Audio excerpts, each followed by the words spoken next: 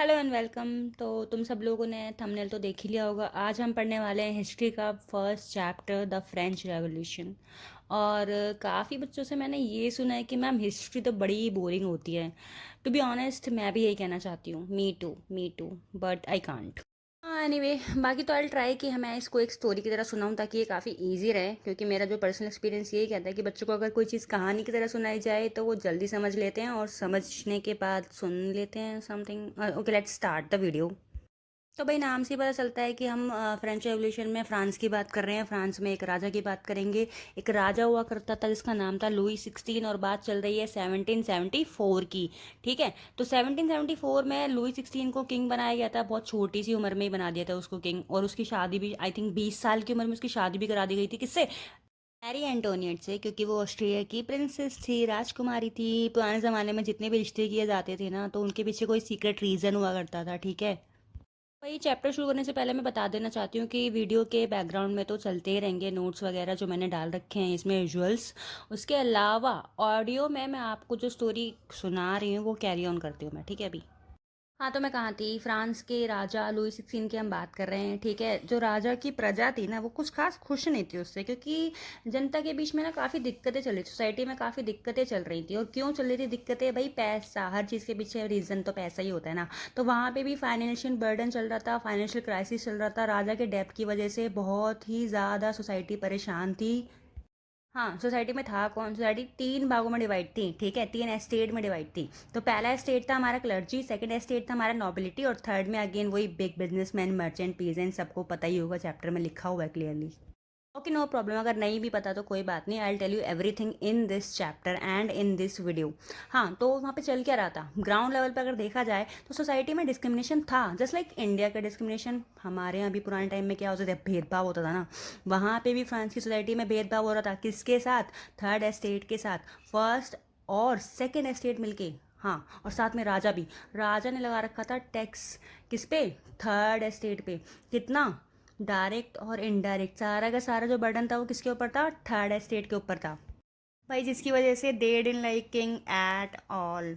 उसके अलावा बहुत सारे अदर रीजंस थे, जैसे कि ओवर पॉपुलेशन। अब ओवर पॉपुलेशन होगा तो क्या होगा? फूड का शॉर्टेज होगा भाई। ब्रेड खाने के पैसे नहीं थे लोगों के पास, इतना ज़्यादा फाइनेंशियल क्राइसिस में चल रहे थे। अब लोगों के बीच में गुस्सा पनपा बहुत ज़्यादा, और बातें होने लगी। डिफरेंट डिफरेंट कॉफ़ी शॉप्स पे, सलून्स पे लोग मिल मिल के बातें करने लगे। अब ऐसे में जो कुछ फेमस फिलोसफर्स थे ना, जो कुछ इंटेलिजेंट पीपल थे, for example John Locke, Ross, Montesquieu, इनके जो आइडियाज़ थे ना वो सोसाइटी में स्प्रेड होने लग गए फायर की तरह। फॉर एग्जाम्पल वो क्या कहते थे? कहते थे कि लोगों के पास इक्वल राइट्स होने चाहिए भाई, बेनिफिट सबको इक्वल होना चाहिए। खाली फर्स्ट स्टेट को नहीं मिलना चाहिए सब कुछ, मगर सेकंड और थर्ड को भी मिलना चाहिए। तो ये बातें, ये जो आइडिया थे, ये सोसाइटी में फैलने लग गए। क्या? अगेन वही इक्वालिटी, लिबर्टी एंड फ्रेटर्निटी।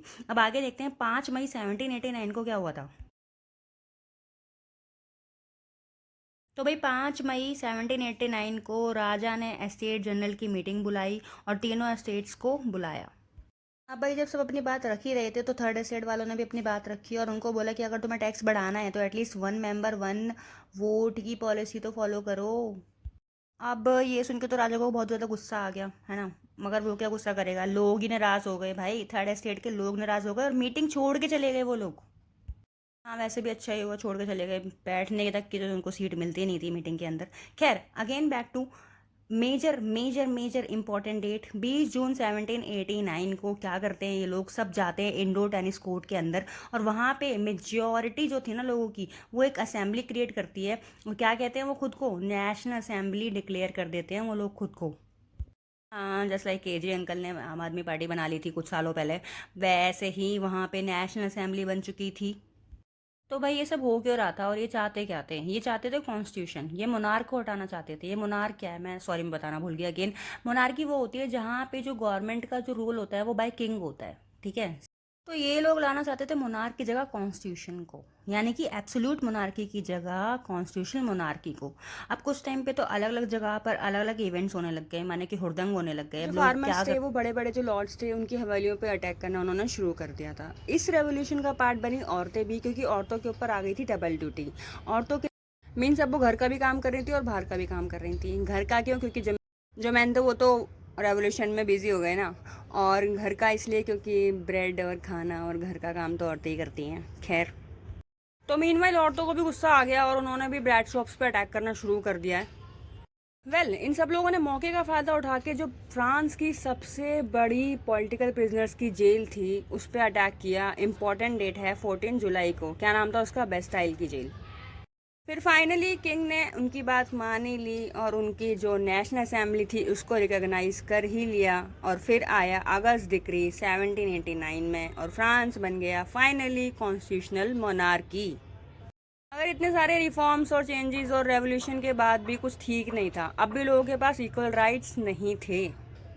भाई हम बात करें 1789 की, और अब फ्रेंच रेवोल्यूशन के बाद जो लॉ बनाने की जिम्मेदारी थी वो थी किसके पास? नेशनल असेंबली के पास। अब उन्होंने क्या ऑब्जर्व किया? उन्होंने नोटिस किया जो सोसाइटी है ना वो दो पार्ट्स में डिवाइड है। ठीक है, माने कि सोसाइटी में दो टाइप के सिटीजन्स रह रहे हैं। पहले थे एक्टिव और दूसरे थे पैसिव। अभी एक्टिव कौन है? एक्टिव सिटीजन्स वो थे, वो मेन, स्पेशली मेन जो 25 साल से ज़्यादा उम्र के थे और उनके पास क्या थी? प्रॉपर्टी। और पैसिव सिटीजन में कौन आएंगे? अगेन वही बच्चे, औरतें, या फिर वो बूढ़े बुजुर्ग जिनके पास कोई प्रॉपर्टी नहीं है। ये पैसिव सिटीजन क्यों कहे गए? क्योंकि इनके पास वोटिंग राइट्स नहीं थे। ठीक है, तो ये हमें पता होना चाहिए किसके पास वोटिंग राइट थे और किसके पास वोटिंग राइट्स नहीं थे।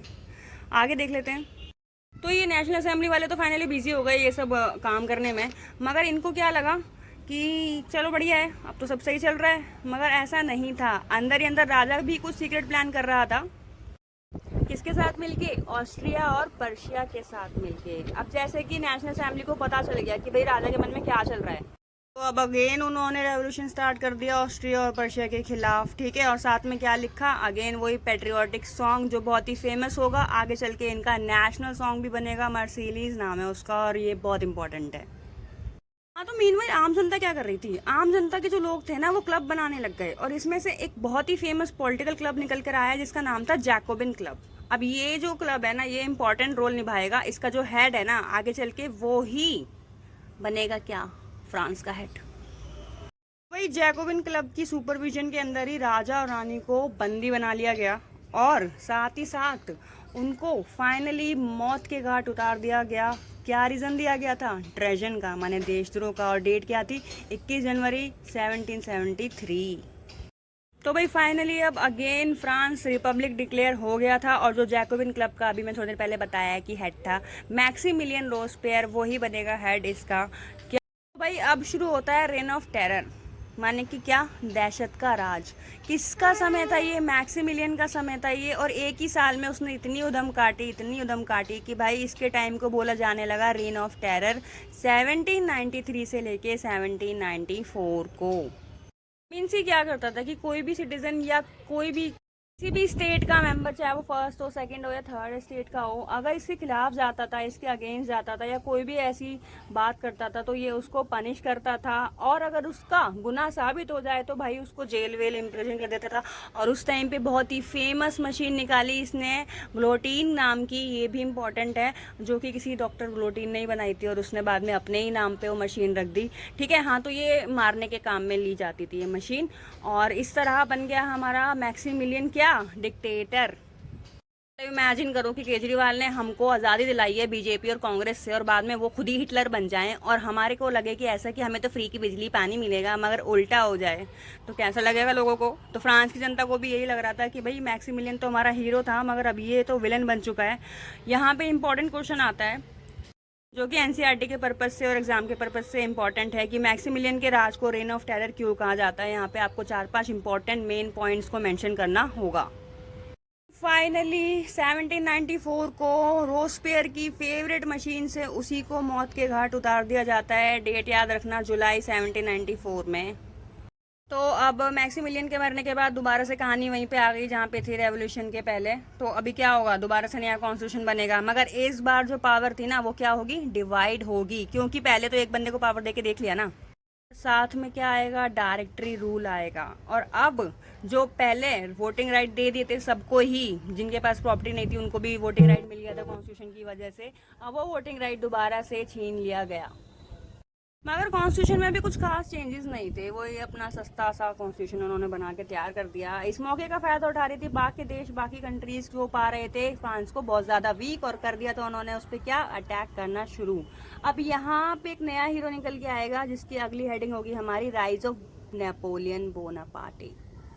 जब बाकी देश मौके का फायदा उठा के फ्रांस पर अटैक कर रहे थे, तब हीरो बन के कौन आया था हमारा अगेन नेपोलियन फ्रांस का, और उसने बचाया फ्रांस को और लोगों की नज़रों में बन गया वो हीरो। मगर हम 10th क्लास में देखेंगे कैसे वो विलन बनता है आके। भाई उसने बचा तो लिया फ्रांस को, मगर अगेन नेपोलियन भी खुद भी मोनार्की बन गया। ठीक है, तो ये चैप्टर एक तरीके से यहाँ पे क्लोज होता है। कुछ इंपॉर्टेंट मेजर पॉइंट्स में बताना चाहती हूँ। पहला पॉइंट है कि जो किंग था वो कौन सी डायनेस्टी था, बर्बन फैमिली से था वो। ठीक है, दूसरा पॉइंट है कि जैकोबिन क्लब के लोग कैसे थे, वो लेस प्रॉस्परस थे, सोसाइटी के उस सेक्शन से आते थे जो कि लेस प्रॉस्परस था। और जो लीडर था उनका मैक्सिमिलियन, ठीक है, उसका नाम याद रखना। अगेन वो लोग बहुत ही डिफरेंटली ड्रेस करते थे, दे यूज टू वोर क्या, लॉन्ग स्ट्रिप्ड ट्राउजर्स, है ना। तो ये इंपॉर्टेंट क्वेश्चन है, इसको याद रखना। बाद में जब कॉन्स्टिट्यूशन बना था तो जो वोटिंग राइट्स थे वो सबको मिल गए थे, 21 साल से ऊपर के एज के लोगों को। ठीक है ना। और जो हमारी न्यूली इलेक्टेड असेंबली थी उसको क्या कहा गया था, उसको कहा गया कन्वेंशन। ठीक है, तो बाकी तो चैप्टर यहाँ पे कंप्लीट हो गया है। बस जो कुछ मेन इंपॉर्टेंट जो डेटा है, जो फैक्ट्स है, वो आपको याद होना चाहिए एग्जाम के पर्पज से। डेट्स हो गया, ईयर्स हो गया कि कब कौन से डेट को क्या हो रहा था, ठीक है, कहाँ पे क्या हो रहा था, इनकी हवेलियों के नाम और इनकी जगहों के नाम याद होने चाहिए।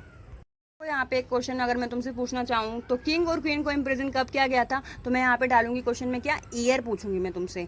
तो ऑप्शन में मैं दे दूंगी 1791, 2, 3, 4 ऐसे करके। तो आंसर क्या होगा इसका, 1792।